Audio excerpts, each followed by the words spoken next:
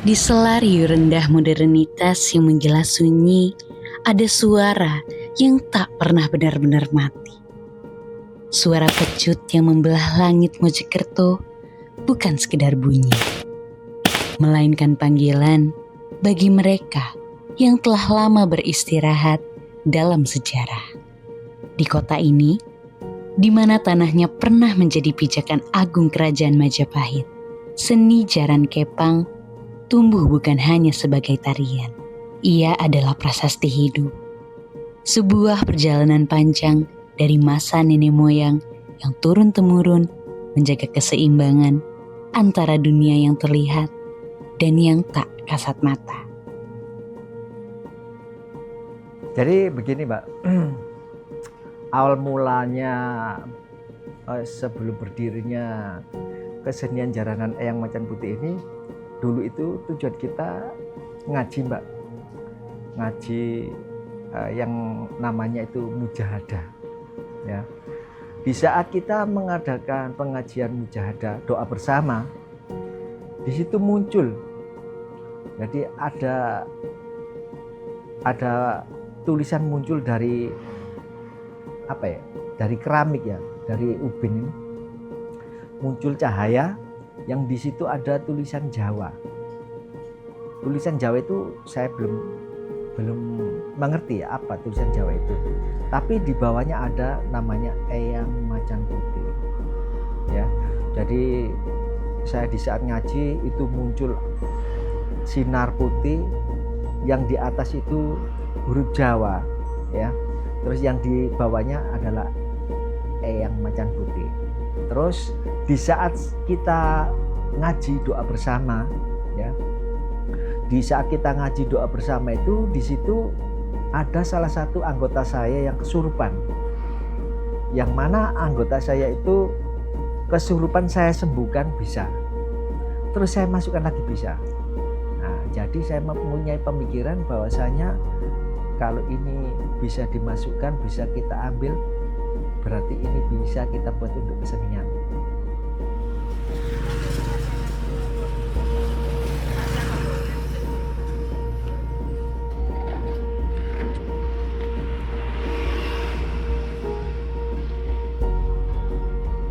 Kesenian yang ada di Kota Mojokerto cukup banyak juga.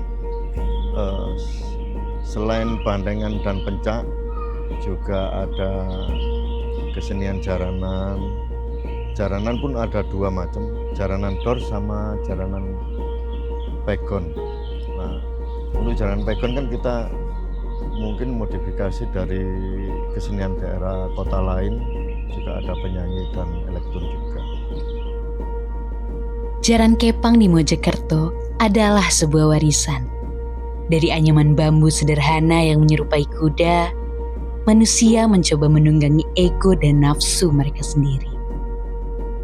Namun, di antara sekian banyak paguyuban, sebuah nama lahir dari keteguhan hati seorang tokoh, Eyang Macan Putih. Pertama kali ya, diajak teman saya itu untuk tampil. Waktu itu saya nggak berani memunculkan nama Padepokan Eyang Macan Putih. Saya belum berani. Akhirnya sama teman saya itu dikasih alat-alat musik punyanya Hadra. Bukan untuk kuda lumping atau jaran kepang, bukan, tapi Hadra. Jadi kalau untuk waktu itu kita disuruh kirap ya. Jadi musiknya hanya tak tuk tak dor gitu aja, nggak ada gongnya, nggak ada kendangnya gitu. Jadi itu pertama kali ya. Sebuah pertunjukan spiritual yang bermula dari kekhusyuan doa. Meski sempat melangkah dengan keraguan dan keterbatasan alat musik seadanya, tekad Gus Yudi untuk menghidupkan nama Eyang Macan Putih tak pernah surut. Namun, menjaga sebuah warisan di tengah perubahan zaman bukanlah perkara mudah. Ada harga yang harus dibayar dan tanggung jawab besar yang harus dipikul oleh mereka yang berada di lingkaran terdekat sang penjaga tradisi. Saya menjual aset tanah milik istri saya yang ada di Jombang, ya. Saya jual aset tanah itu, saya belikan reok dan peralatannya itu kurang lebih 67 juta. Ya, waktu itu 67 juta. Terus saya kumpulkan lagi teman-teman, bagaimana teman-teman ini kalau bisa kita bisa tampil, bagaimana caranya. Makanya nanti kita coba, kita pertama kali tampil di rumahnya siapa gitu. Tadi kita tanpa bayaran ya. Jadi kita cuma sekedar tampil, anggap aja lah itu latihan. Jadi kita latihan terus teman-teman saya briefing. Gini ya, biasanya kita itu kan lihat teman-teman main, minum, terus lihat orkes, lihat kesenian kepang, lihat apa aja itu mesti tawuran. Nah, ini saya sama teman-teman bilang, tolong ya, kalau bisa kita hindari minuman itu, meskipun kita tidak langsung 100%, paling tidak kita berusaha meskipun bertahap. Jadi pemikiran saya di situ, Mbak, untuk mengurangi kenakalan remaja. Jadi mereka saya alihkan, ayo kita lebih baik kita berkarya untuk kesenian ini supaya hati kita senang, kita dapat uang, dapat makan.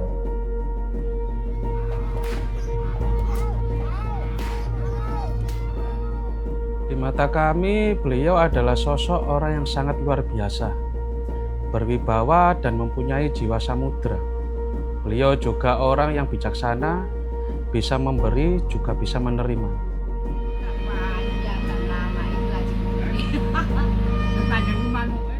Perubahan yang saya rasakan, yang pertama alhamdulillah saya sudah berhenti minum minuman keras. Yang kedua, saya merasakan kedamaian dan ketentraman karena di kesenian Jaranan Eyang Macan Putih ada pengajian setiap hari Sabtu Pahing, 1 bulan sekali ada rutinan pengajian. Terus ada kegiatan 6 bulan sekali pengajian kubro di Pondok Pesantren Kedunglu Kediri, tepatnya di bulan Recep dan bulan Suro. Ia tidak lahir dari kemewahan, melainkan dari sebuah keprihatinan. Sang pendiri melihat bahwa seni ini mulai kehilangan jiwanya. Maka ia membangun sebuah singgasana, sebuah komunitas yang menjadi wadah bagi mereka yang ingin pulang mencari jati diri melalui gerak dan doa. Namun, membicarakan Eyang Macan Putih adalah membicarakan ambang batas. Di balik keelokan gerak menarinya, ada lapisan kabut mistis yang menyelimuti. Budaya dan mistis di sini bukanlah musuh, melainkan kawan lama yang saling menggenggam dalam setiap pementasan. Kemenyan pun mulai dibakar. Bagi sebagian orang, itu hanya bau yang menyengat. Tapi bagi penghuni padepokan ini, kemenyan adalah jembatan doa, sebuah medium untuk memanggil energi leluhur agar sudi hadir menjamah raga.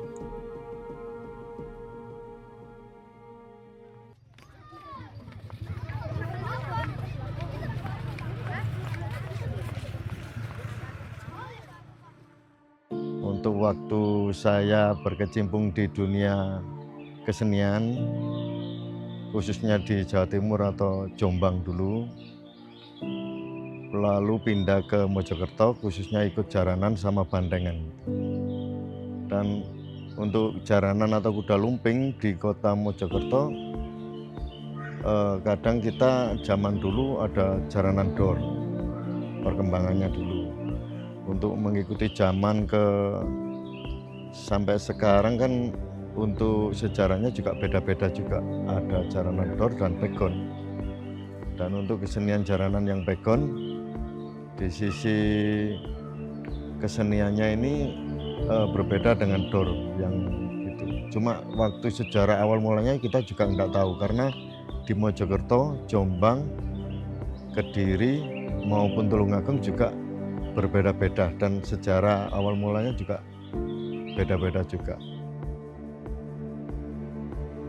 Untuk perkembangan kesenian khususnya kuda lumping atau jaranan di kota Mojokerto cukup baik, cukup bagus juga. Cuma di kota Mojokerto khususnya awal mulanya bandengan dulu, baru perkembangannya ada jaranan sama atau kuda lumping itu, atau sama reog juga ada semua.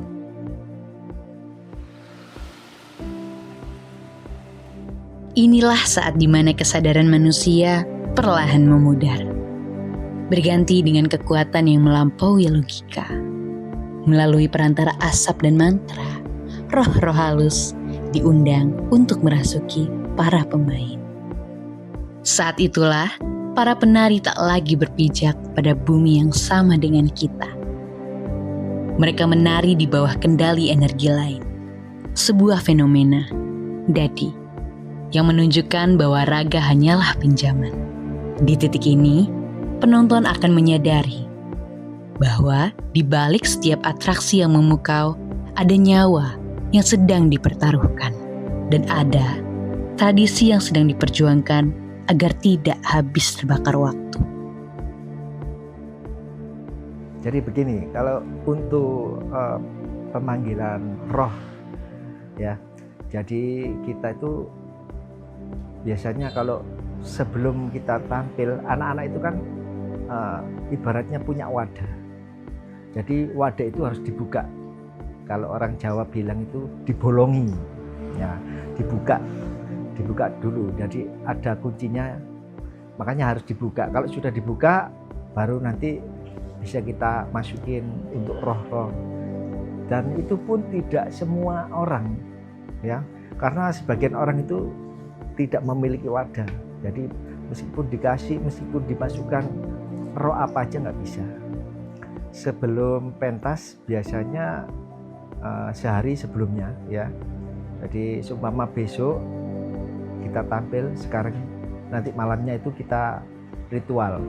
Jadi di sini di ritual ini kita menyiapkan sesaji, ya, yang mana di situ ada bunga, termasuk bunga-bunga dan sebagainya. Itu kita rituali dengan kita mengadakan doa bersama. Doa bersama itu bisa dikatakan namanya mujahadah. Jadi sebelum kita tampil, kita berdoa dulu, mujahadah. Terus bunga-bunga itu nanti kita buat untuk memandikan peralatan kita, termasuk adanya gong, kenung, kuda lumping, reog dan sebagainya, itu kita mandikan. Jadi supaya sakral. Di balik jubah kebesaran dan pecut yang menggelegar, ada seorang manusia biasa yang memilih jalan sunyi sebagai penjaga tradisi. Beliau adalah sosok yang kehadirannya membawa keteduhan. Namun bicaranya penuh dengan wibawa sejarah. Baginya, memimpin komunitas bukan tentang tahta, melainkan tentang pengabdian pada akar yang mulai terlupakan di tanah kelahirannya. Perjalanan ini tidak lahir dari ruang hampa. Ada silsilah panjang. Ada tetesan keringat dari keluarga dan guru-guru terdahulu yang membentuk jati dirinya saat ini.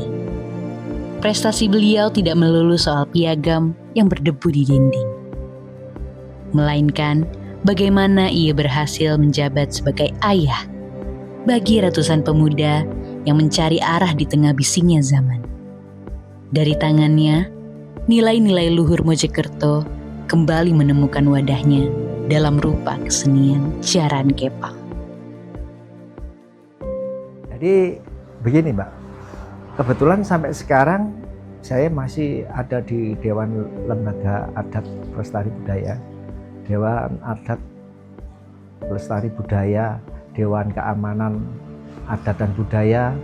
Terus juga kita kebetulan di sini mewakili Kota Mojokerto, ya. Saya ketuanya, ketua DKM, Dewan Kasepuan Majapahit sampai sekarang. Saya juga itu tadi ketua Pok Darwis, kelompok sadar wisata di Kota Mojokerto. Kebetulan saya mewakili di wilayah saya Purworejo.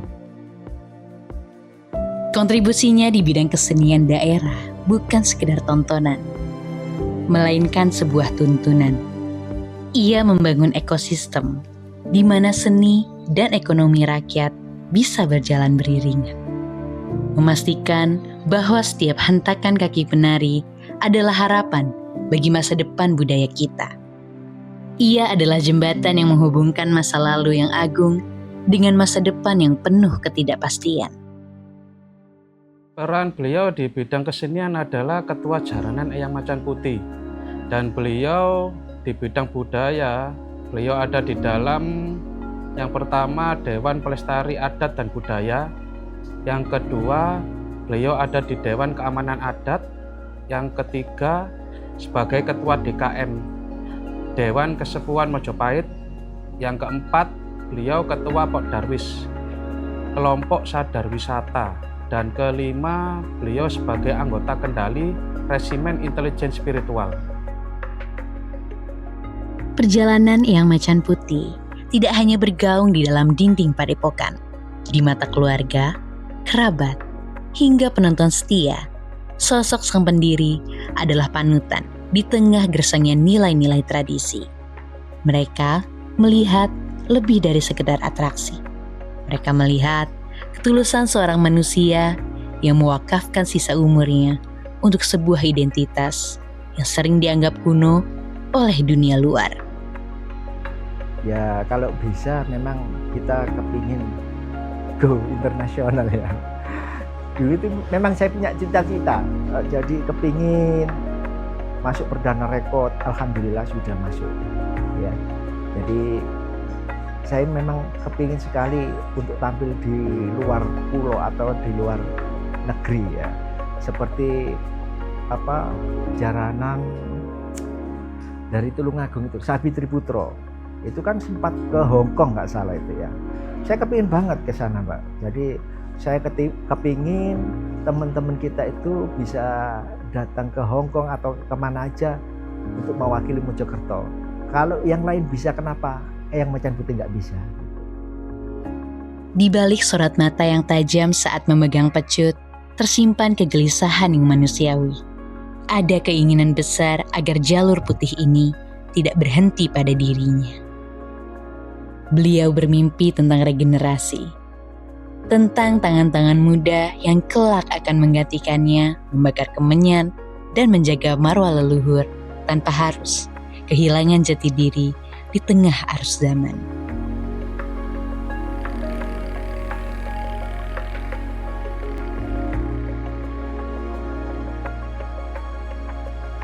Harapan saya paling tidak kita mempunyai regenerasi ya. Jadi meskipun kita sudah nggak tampil lagi, kita sudah ibaratnya harus ada pergantian. Alhamdulillah sekarang ini Eyang Macan Putih sudah menciptakan regenerasi, termasuk dari anak saya sendiri yang bernama Dewa Daniswara. Itu anak saya kebetulan memiliki kru yang namanya Arek Budoyo. Ini semoga saja Arek Budoyo ini bisa membawa citra Mojokerto lebih baik ke depannya. Karena ini harapan saya. Meskipun ayahnya masih belum bisa atau belum mampu, mungkin anak saya nanti, mungkin anak didik saya yang bisa membawa citra Mojokerto lebih baik. Malam mulai larut di Mojokerto. Saat pementasan berakhir, kemenyan padam, dan para penari perlahan tersadar dari kondisi dadi, kembali menjadi manusia biasa yang bergelut dengan realita. Singgasana itu mungkin kosong untuk sementara, namun ruhnya tetap menyala di setiap sudut padepokan. Beginilah kisah di balik harumnya kemenyan. Sebuah pengingat bahwa di setiap doa yang membumbung ke langit, ada kehidupan yang terus dijaga agar tidak padam di tiup waktu. Karena pada akhirnya, warisan terbaik bukanlah harta, melainkan ingatan yang tak pernah mati.